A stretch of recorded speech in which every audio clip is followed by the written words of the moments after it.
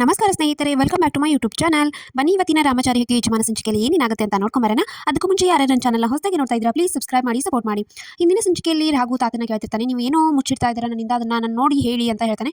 ಅದಕ್ಕೆ ತಾತ ಏನಿಲ್ಲಪ್ಪ, ಅದನ್ನೇನು ಮುಚ್ಚಿಡೋದು, ನಿನ್ನ ಝಾನ್ಸಿನ ಬೇರೆ ಮಾಡೋಕ್ಕೆ ಯಾರಿಂದನೂ ಆಗೋದಿಲ್ಲ, ಯಾರು ಆ ಥರ ಯೋಚನೆ ಮಾಡ್ತಿದ್ದಾರೋ ಅವರಿಂದನೂ ಆಗೋದಿಲ್ಲ.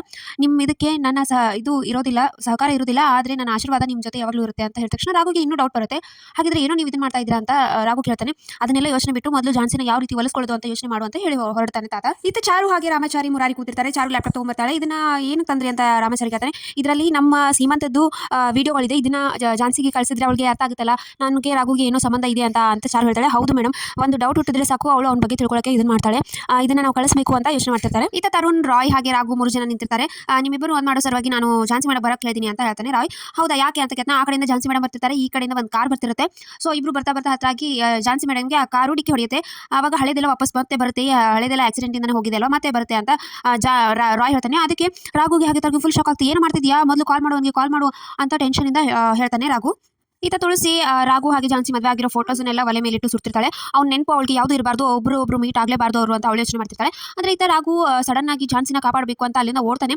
ಕಾರ್ ಇನ್ನೇನು ಅವಳಿಗೆ ಡಿಕ್ಕಿ ಹೊಡಿಯಬೇಕು ಅನ್ನೋಷ್ಟರಲ್ಲಿ ಅವಳನ್ನ ಹೇಳ್ಕೊಂಡು ಪಕ್ಕಕ್ಕೆ ಇಬ್ರು ಬೀಳ್ತಾರೆ. ಇದೇನಪ್ಪ ಆಕ್ಸಿಡೆಂಟ್ ಹೋಗಿ ರೊಮ್ಯಾನ್ಸ್ ಏನಾಯಿತು ಅಂತ ರಾಯ್ ಹಾಗೆ ತರ ನೋಡ್ತಿರ್ತಾರೆ. ಇವಾಗ ನೋಡಿ ಒಬ್ರಿಗೊಬ್ರು ಹೇಳ್ತಾರೆ, ಹಗ್ ಮಾಡ್ತಾರೆ ಅಂತ ರಾಯ್ ಹೇಳ್ತಿರ್ತಾನೆ. ಅಷ್ಟರಲ್ಲಿ ಝಾನ್ಸಿ ಆದ್ಮೇಲೆ ಪಟಾರ್ ಅಂತ ರಾಘು ಕೆನ್ನೆಗೆ ಬಾರಿಸ್ಬಿಡ್ತಾಳೆ. ಎಷ್ಟು ಧೈರ್ಯ ನಿನಗೆ, ನನ್ನನ್ನು ಮುಟ್ಟಕ್ಕೆ, ನೀನು ಇದನ್ನೇ ಒಂದು ಬಿಸ್ನೆಸ್ ಮಾಡ್ಕೊಂಡಿದ್ಯಾ, ಯಾರಾದರೂ ಹುಡುಗಿರನ್ನ ಕಾಪಾಡ್ಕೊಳ್ಳೋದು ಆಮೇಲೆ ದುಡ್ಡಿಸ್ಕೊಳ್ಳೋದು ಅಂತ.